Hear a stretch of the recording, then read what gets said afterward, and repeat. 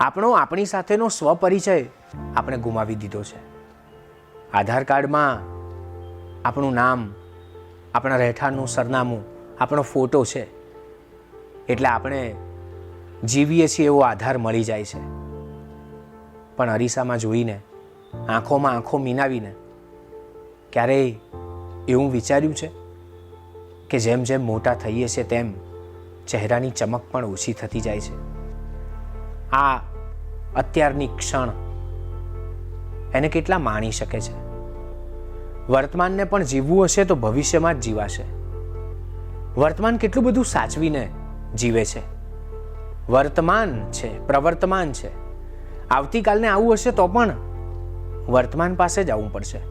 અને આપણે તો ભૂતકાળમાં જીવીએ છીએ અને કાં તો ભવિષ્યમાં. વર્તમાન નામનો કાળ આપણે ભણ્યા ખરા, જીવતા જ નથી.